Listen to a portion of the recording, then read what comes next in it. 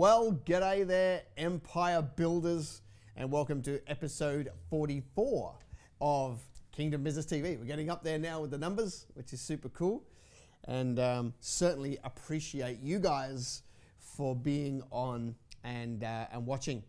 You know, in this episode, I want to talk about a topic that, I don't know, is contentious / fun / interesting, and really look at marriage through the eyes of kingdom business.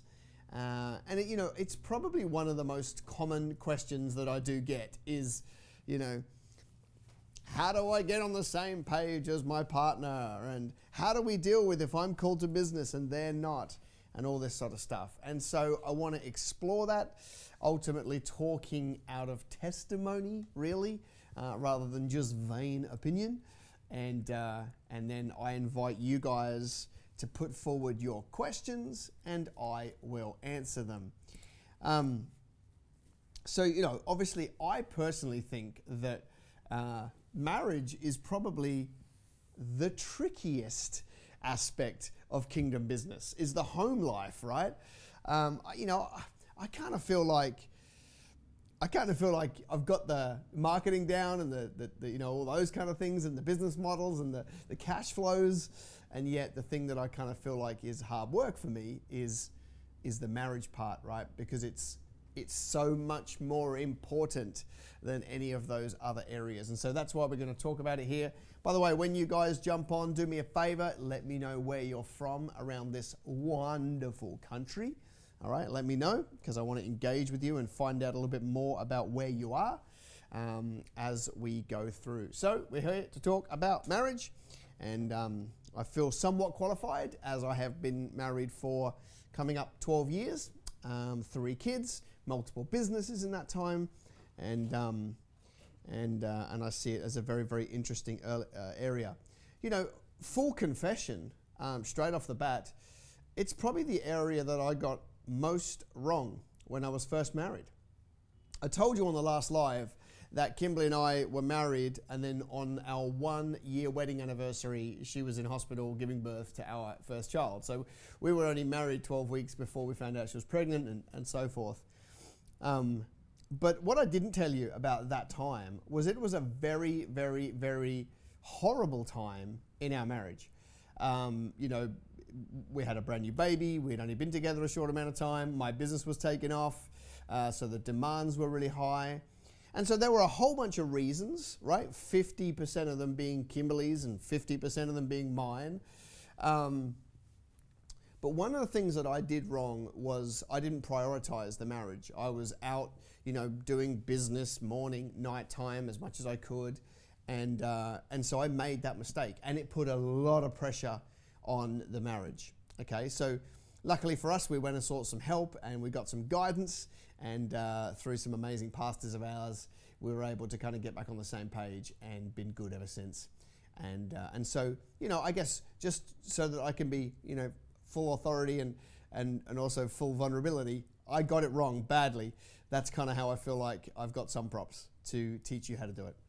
The other thing is, all through these years that we've run Business Greenhouse, we've had clients come to us, or I've had clients come many, many times, and I get this interesting dynamic where they come to us and basically what they're looking for is one party for me to convince the other party to get on the same page as one of them. And typically it is the man, this is typically how it happens, not always, but typically the man comes and brings his wife in and says, Wez, I'm growing a business and I need my wife to be on the same page. And I think first and foremost, that's such the wrong mentality, right?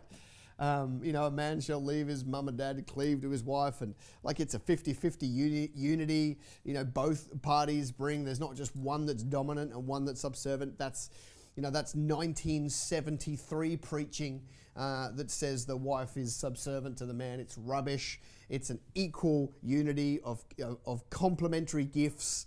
It's teamwork. And so quite often when I have these couples come in and the bloke's going, you've got to get my wife on the same page, my first comment is, who made you the king of the castle, right? What about what she has to offer, and what about her discernment, and what about what's on her life?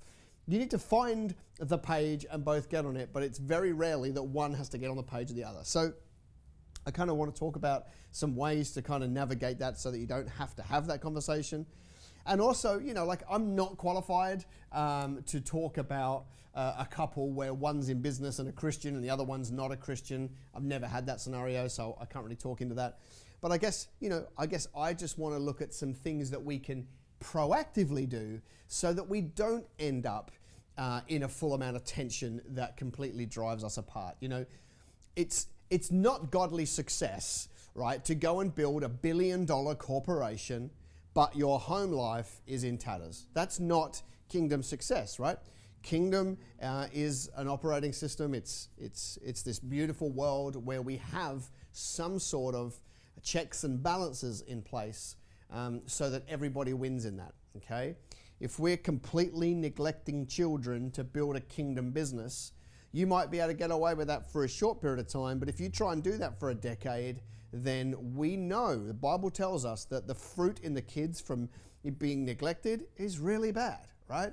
And, how many times have we seen it where a high-flying minister of the gospel spends so long pouring into their congregation that they forget to pour into their kids, and before you know it, the kids are injecting heroin in their eyeballs, and that's just not a pretty thing. So I just think there are some things basically that we could do to really help our chances of success. Your questions, you can pop them in the comments box or put your phone number in there and my team will call you and we'll get you on the show. All right, point number 1. I think if we want to do a good job of blending business and marriage is that we need to communicate early and often. All right? So typically for me, this is one of the learned skills that I have with Kimberly. We would literally sit down, and I had learnt that if I just drop things on Kimberly, like, oh, hey, listen, I'm going to Sydney tomorrow, it would just cause unnecessary stress. Or if I'm doing, I've taken on this big project, or, I'm going to be busy for the next little while and you won't see me tonight, and I forgot to tell you, or I'm ringing after dinner's on the table and saying, sorry, I've got a big night. It was okay, but it was causing a huge amount of friction unnecessarily. So what I did was I would literally just sit down with Kimberly and say, hey, let's grab a cuppa. I need to talk about work for a minute. Here's what's happening. And it could be, we've got a series of seminars coming up and I'm going to be traveling. It could be, whatever. It could be, it's a very heavy time at the moment because we're putting somebody on and we've got some training, whatever it is, whatever. But actually just going often and early and saying, hey, listen, we've got some things we need to talk about. And just by the fact that Kimberly was included early, it meant that she had time to get her head around it, she could prep, it wasn't such a shock, and it wasn't me, perceived to be going out and having all the fun and her back looking after kids and having that life, right? So just actually going early and saying, hey, listen, this is what's coming up, can we talk about it? It might be 5 minutes, and it just includes both parties instead of one being the big dog and one being the other, okay? So that was really, really helpful to us to do that, quite regularly and intentionally. And, and by the way, it wasn't just one way. If she had busy stuff going on, if she was doing stuff with the political parties, she would sit down with me and say, hey, listen, busy period coming up. It's nearly election time and I'm going to be doing all this sort of stuff. And so great. And it allowed us to recalibrate and kind of be included. And it didn't divide us. It allowed us a platform to kind of advocate for each other so that when I'm busy, she'll step up and do a little bit more and help with the kids and and when vice versa, when I'm busy, vice versa. So you understand the point, right? Communicate early and communicate often. And and the way you frame it just puts everybody on the same page. Instead of, right, I'm busy, I need this from you. The minute you're talking like I and you are causing a division. It's we. We're team here. We're team to get this outcome. I'll do these bits, you do these bits, and so forth, all right? And I have just found that to be a beautiful way of resetting the expectations, calibrating, taking the 5, chatting things through, all right? So point number 2, if you want to blend a business and marriage well, is to prioritize family time. This is really quite difficult for a business owner, in my experience. Prioritize family time. You know, if you don't intentionally make time in your diary for family, the business will always chip at your heels to the point where there's no time left. There are always 400 things on the to-do list. There are always far too many things, you know, for us to be able to handle everything well. The business will always do that.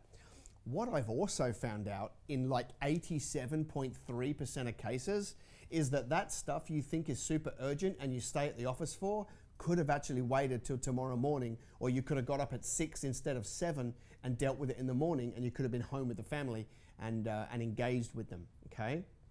So some of the stuff that you think is really urgent is not always urgent, and if you rein those boundaries in and prioritize time with the family, then a lot of the stuff that you think's urgent, you know, is not, and it can wait, and you can fit it into a day. What's super interesting for me in my experience is that if you do rein in your boundaries, and if you do say no to things that take you away from the family, and the family know that you've said no to things that take you away from the family, when you do say to them, hey, listen, I need to work tonight, they go, well, it must be important because you don't make this a habit.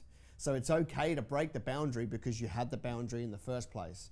It's when there are no boundaries and you're just doing whatever that everybody gets super despondent. And it creeps up, it creeps up, it creeps up. It doesn't get you for a while, but you start pushing people, pushing boundaries for too long, and then bang, you know, then you've got a massive chaos on your hands. And so I keep reminding Kimberly, you know, it's just cheaper to stay married to her now. All right, that's really my reason for wanting to do this. All right, so prioritize family time. How do you do this? Well, for us as a family, what I decided to do was I buy a big board every year. Maybe, fellas, if you can just pass me that, we'll do a bit of show and tell. I buy a board every year that is a 1-year planner, okay? And so you don't need to spend too long looking at this because this is our sensitive events for the year. But basically, you know, January to December, all of this is in there, all of the events, the summits, and so forth. But, what do I do on the 1st of January? I get Kimberly, I get the kids, and we say, what are we doing for family holidays this year? So before there's a conference, before there's a speaking gig, before there's anything in the office, I sit down on the 1st of January and I say, righto guys, what are we doing this year? And there's a few things here. Firstly, if I don't do it and the year starts, I'm literally running on January 10 until I take breath on December 20, all right? Like you guys probably. And so if I don't prioritize it, it doesn't happen. The other thing is, it tells my family, you are more important than the other stuff. Yes, I've got to do both, but I want to prioritize you guys in my life and build my business around it. So now everybody's on the same page and we don't have that tension, okay? It also gives us something to look forward to. So just to kind of, you know, give you a bit of the inside scoop, on the 12th of September, so 3 weeks away or whatever, I'm going to Fiji, right? With the family, Kimberly, the 3 kids, on a plane going to a beautiful resort. Tours down, we're going to snorkeling and jet skis and hire a boat and visit some islands and who knows what else might take place. And so, you know, every single day somebody in the family says, can't wait for Fiji, can't wait for Fiji. And it reminds everybody that it's not all work, that it's also play. And so, by the way, I've just told, you know, and there was a ski trip earlier this year and some other things. And, you know, we've done a New Zealand ski trip for the last 3 years as a family. And so it's kind of factored in. But it doesn't have to be, I just gave you some examples of some expensive things. It doesn't have to be expensive holidays, by the way. If you're in the early stages of business, it shouldn't be, you know, expensive holidays. Literally, you could go and buy a 6-person tent off eBay, drive out the back of Burke, and go camping for a week by a river. And I think that would be a wonderful thing to do. For those of you who your kids are enamored with the iPad, It's the best thing you could do because there's no internet, so they can't play games. They're going to be forced to talk to you. And with a bit of luck, praise the Lord, hopefully they climb a tree and fall out and hurt themselves so we can toughen up these kids these days. So you've got to prioritize them. So, and by the way, that would look different for everyone. For me, it was January 1st, putting in the holidays. For you, it might be the first of the month and go, okay, what are we doing this week? You know, or what this month? What's coming up? Okay, we've got school carnival. Great. I'm going to jig my diary because I want to be at the school carnival. It could be that I'm going to take this Friday off and I'm going to take the family fishing for the day. Whatever. It doesn't really matter what your thing is. You do you. I'm just giving you an example of how we do we. And the thing is, you can't really get it wrong, except if you don't actually invite them into the story, then they just feel like there's a massive divide in the family. And if you're not prioritizing family time, as you guys know, it won't happen. And one of the things that I have learned about my kids being 10, 5, and 3, is my kids spell love T-I-M-E. And if I'm not investing time and I'm not engaged with them, then listen, I've been in that place where I've neglected them for a little bit too long, and the whole thing turns feral. You know, when Kimberly went away to Arnhem Land 3 weeks ago or whatever that is, and I had the kids for 10 days, me and the kids are still riding off that high because for 10 days we were tight. It was amazing, and so we're still riding off the high of that and the bonds that were formed over that time. You've got to have that time where you're investing with kids if you have kids. If you don't, makes it kind of hard. All right, point number 3. Point number 3, if you want to blend business and marriage well, is you need to, how did I word it? You need to learn to clear your head at the office /work /whatever it is for you, spare bedroom, however you work. Here's what I have learned. I used to make the big mistake of going home, still being the man, making calls all the way, doing deals, driving home. I'd get to the driveway, I would get out, I would go in there, but my mind's still at work. And my mind's still at work all the way through dinner, and my mind's still at work through, a little bit of playtime, and then finally my mind might be free, and now I'm putting the kids to bed, right? So I just wasn't present with them in the early years. I mean, I have to give myself some grace. I was there, loved them and all those things. But I just knew that I was missing the mark with being present. And so it's a learned skill to be present with the kids. Now, fast forward to now, for the last 4 or 5 years, I do off really well. Work finishes, that's it, right? I'm not thinking about this thing until I get to the office tomorrow morning. But that was a long time coming. And so here is what I did that really that made the shift for me. Now, this is super tactical and super practical. Before I left the office, I'm one of these people that writes in a notebook. It's like a diary, but it's not dated. It's just a big notebook, and I just scribble stuff all day long that I need to work through. That's just my way.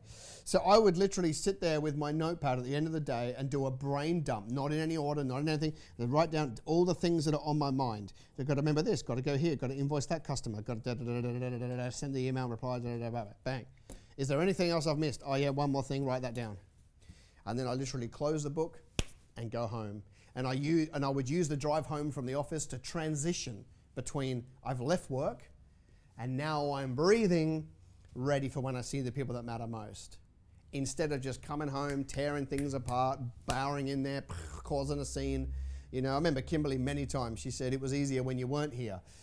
Sometimes she preferred it if I stayed at the office because I'd come home, like a wrecking ball because I'd been so flat out all day.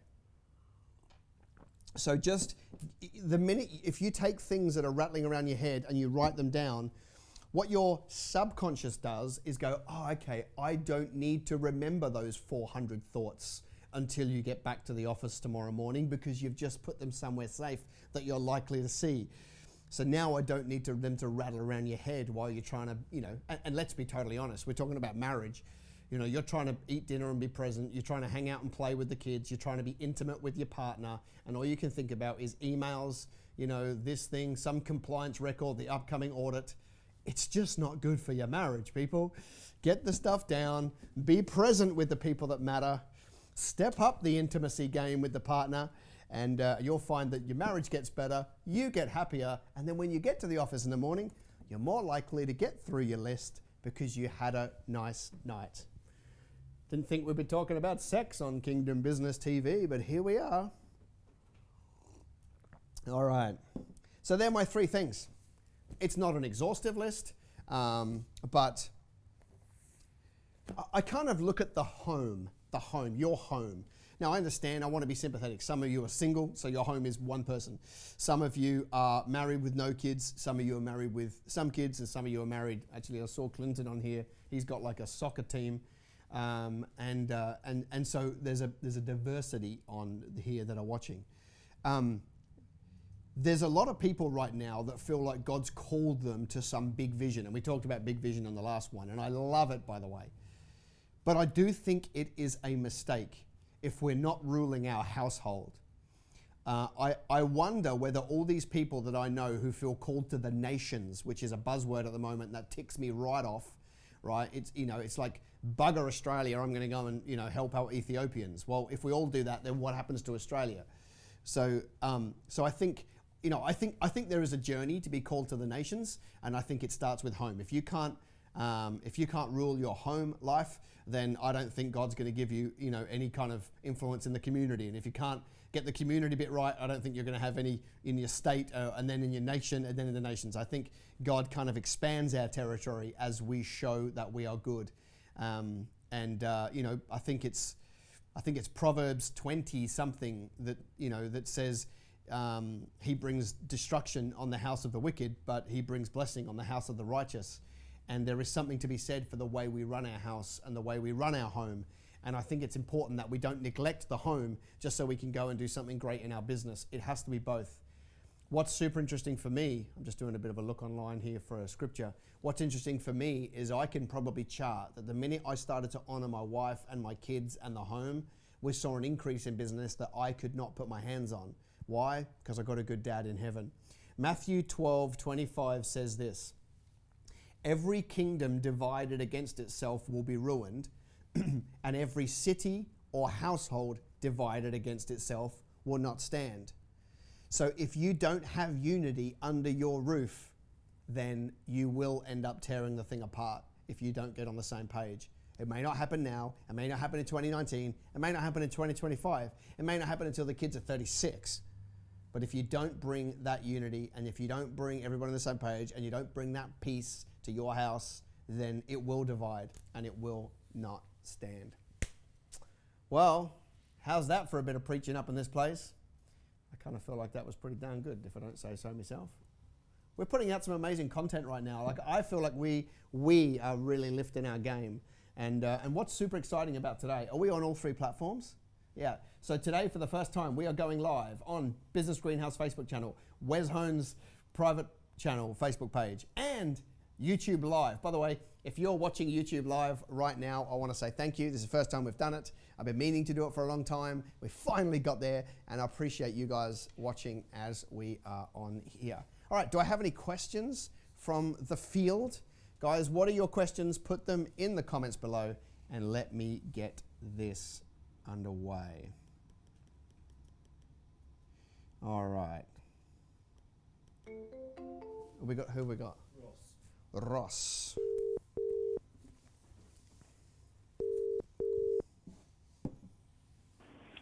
Hello, Ross speaking. Ross, it's Wez Hone. You're on Kingdom Business TV.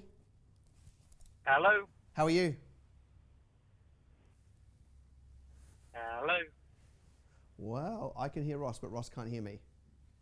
So, I'm not sure what's happening. Hello. Maybe just send him a message, say we'll fix it, and reach back out to him.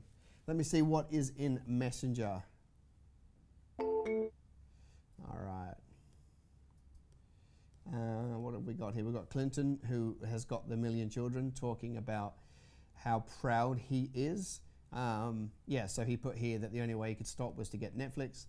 Well, he didn't. I made it up, but that's fine. 8 kids. Yeah.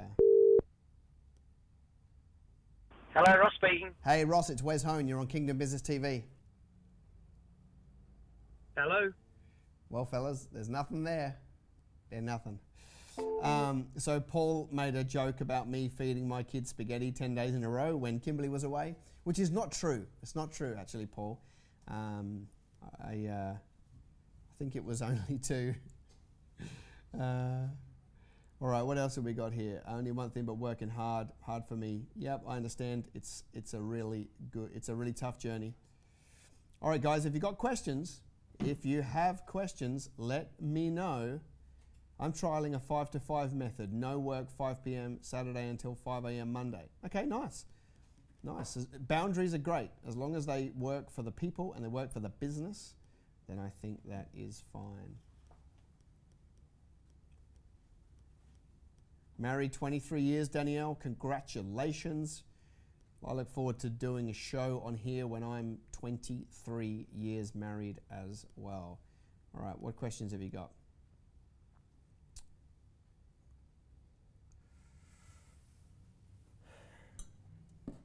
Either that or it was so amazing that that you don't have any. I'm literally going to wait 1 minute for you to put your business questions in the chat. If there's none, I'll get back to business. If there is, I will happily answer them. All right. Paul asks, Wez, how do you work out if your partner would be a good fit for working with you in a role within the business? Well, Paul, let me tell you how we worked it out. Kimberly was a 50-50 brainchild of Business Greenhouse. Although she's not active in the business or ministry, as we call it, we're a ministry. We're a business with the heart of a ministry, meaning that I don't have a board because I hate boards, but we operate as a ministry. She was there at the beginning, half the brainchild, helped me set it up, all for it, had a role early on, and then she didn't for a while. And then she came back in maybe 2015. And that was great. Like, we had a good time. She came in the business. But we are both very strong personalities. And so that doesn't tend to work well. And so we didn't really see eye to eye in the daily operations because, you know, although she's 50-50 in the ideas, I think I was probably more the one that had downloaded the revelation and the big vision of where we were going. And so I would often talk in terms of, you know, this massive thing at scale, and it was beyond kind of where she was. And so, you know, there was a little bit of tension that came up. And so I just figured the best way to get rid of her was to make her pregnant. I'm kidding. I mean, although that's what happened, but it wasn't an intentional strategy. So she kind of left, and since then we've had other people come in. I know marriages that have worked incredibly well in business, and I know some that have absolutely destroyed them. The way I would handle it is this, Paul. I would say, hey, I would make sure they've got a complementary skill set. If 2 of you are the same, it won't make sense. If you're the kind of couple that have friction a lot, I wouldn't even bother, right? Because you're going to publicly display your friction if you do this, because it's only going to put you under a pressure cooker. If you're the kind of couple that get on well, you know, and, you know, pretty cruisy and all those sort of things, then great. But I wouldn't do it if there's a bit of fire in the relationship, that's for sure. And then if I was going to do it, I would have short accounts. I would say, hey, Mary, I don't know if your wife's Mary, but let's call her Mary. Mary, you know, you want to roll in the business. I'd love to have you in the business, but my marriage to you is more important than your role in the business. So how about we set a little short window of 90 days or 60 days or whatever, however long, and you say, let's do this together. And at the end of that time, either one of us has full rights to throw the towel in, and there'll be no hard feelings. If I don't think it's working, I'll let you know. If you don't think it's working, you let me know, and we'll still be husband and wife, because that is the most important part of this whole relationship. And you might get to 90 days and you both love it and you keep going, but it gives each other outs without any hard feelings is probably the way I would do it. And if you haven't done it, then the answer to your question of how do you do it is to try it, but try it with short accounts. I think that would be the way to go. All right, now I believe we can ring someone.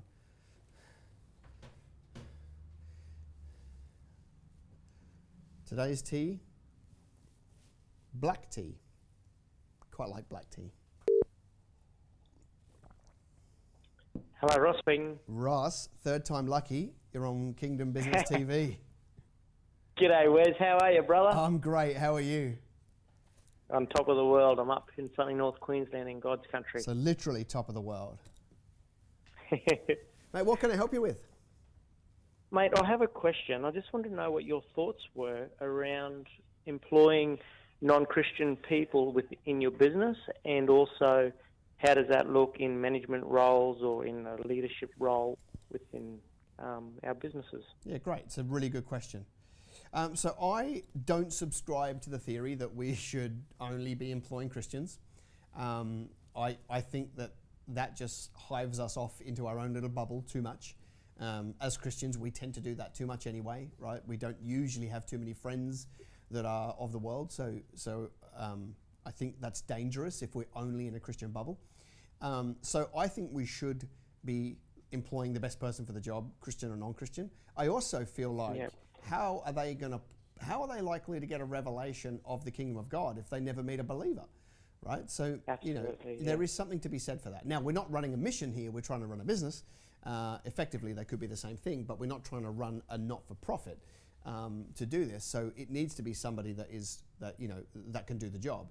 Here's what I would say. Yeah. I would never give an unsaved person keys to the kingdom. So I would want to test their character over a long period of time before I ever let them get too close. Only because, and of course, we all know stories of Christians who have let people down. I've had Christians at work for me, ripped me off, stole from me, done the wrong thing, defamed, gossip, broke every deadly sin you could imagine, right? And that's fine. Sometimes can be the most stubbornest. That's right. So, but I guess my criteria for non-Christians is I want to keep them on a slightly shorter leash. And I don't mean to try and control them. I just want to monitor them, okay? Because, and some of them have an amazing heart, and they may not acknowledge God, but they've got a massive heart for people, and and products and service, and they might have a massive heart for you and your vision, and so they're the people we want to find. I just think that, your question was, what about management roles? If you're immediately putting somebody in a management role, you're already letting them get quite close. So I would just be wanting to hang out with them a little bit more often, check in with them a little bit more often, have those awkward conversations a little bit more often, because I would want to test their character before I ever let them, ascend through the ranks. So I just think there's wisdom in slowing that down. And if they're starting at the bottom of the company, that's really easy because by default they're at the bottom of the company and they have to earn their way up over time. If they're coming in as managers, you want to sit them under your wing probably a little bit more than you would otherwise, just because you just want to see that they are for you and their heart is for you and their heart is for people and their heart is to overservice clients. You want to see that. And by the way, you can get that in unsaved people for sure. You just want to make sure you've seen that over a period of time, because anybody can fake it for 3 months, right? Everybody's amazing for 3 months. I think also too, you can see a person's character when things are tough, or when they get things wrong, or when you get things wrong. That really draws out their character. For sure. When they start blaming, because we can all be nice when things are going good. Yeah. So when something goes wrong and they start blaming everybody, that's when you get to have that really hard conversation of going, well, hang on a minute. So, is it always going to be everybody else's fault, or is it going to be yours? And if they throw their hands up in the air and storm out, well, that tells you their character. And again, you could have that. You could have that outcome with believers or non-believers. That's not the criteria. I guess what we're saying here is we're checking. I would just hope that a believer has got a soft heart towards God, which means they should have a soft heart towards you, and they want to do 9 hours work in an 8-hour day, and they want to go the extra mile. I would hope that's what believers are like. I would just want to see it practically from non-believers as well. Yeah, great. That's awesome. Thank you very much. Bless you, buddy. Catch up soon. All right. Thanks, Wez. See you, buddy. Bye. Do you have any more? Because there's one more in the question here. Good. All right. Benjamin asks, how do you manage staff expectations when you take time out of your work day for family time? Okay, good question, Ben. Call you Ben, Benji. To me, if there is a staff member who doesn't want me to win, we have a problem there before we ever have a problem with me going and taking some time out for the family. Like, if I say to my team, I'm going to take time out for the family, my expectation 100% of the time is like, go, it's going to be great. You need it, you deserve it. We're going to hold the fort. We're going to go over and above. You do what you need to do. See you when you come back. Anything short of that is a massive question mark for me, whether they should even be on the team. Not about whether I should take the time away from the family, right? It's got to be a team that are rowing with you, right? If they're rowing against you, you're going to go around in circles. So, how do you do it? Well, if you taking time out is going to cause disruption, then maybe you do sit down with them early and say, hey guys, I'm taking this day off during our busy period or when we've got this big deadline. That's going to be disruptive. What do you guys need from me early? I'll bring in this other person into your team to make sure whatever, package it up so that nobody's set up to fail, and then you take the time out. Anybody that is dragging their heels and gossiping and upset about you wanting to take time to be with your family is probably your next layoff. Not always. You might be able to chip them and they come good, but that's somebody who's not for you. And so that would probably need to be managed pretty quickly. All right? That's just how I feel about that. All right, were there any questions that came in a bit earlier? No. Paul's question is done. Clinton asked me if I'm related to Karen. I'm kidding, it was probably to somebody else. Well, Pete Andrew has just joined us, which is amazing because he's an amazing kingdom entrepreneur. But at this time, Pete, I'm signing off. But I'll be back. I'll be back on Monday at 3 p.m.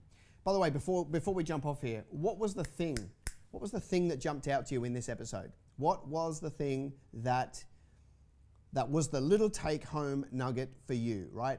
You and I, before we finish, I've got, Paul said finally 3 times in Acts, so I've got 2 more at least. You and I have an obligation to show the world what it looks like to honor our spouses whilst we're in the business world. In a business world that, applauds you having mistresses and all this disgusting unrighteousness, they don't want that. They just don't know a different way. And you and I have an obligation to show the world, what does it look like to build a great business? What does it look like to honor our spouse? What does it look like to honor our kids and raise good adults? We have an obligation to do it right because that's going to be a witness to the world around us. And if you honor those stakeholders in your family, the people that matter more than church and more than business, if you honor them, you will attract a favor from heaven that will help you grow your business anyway. Well, that's it for episode 44 of Kingdom Business TV. Make sure you put in the comments the thing that stood out to you because that's the oxygen that makes me want to keep doing these things. And I'll see you Monday, 3 p.m. See ya.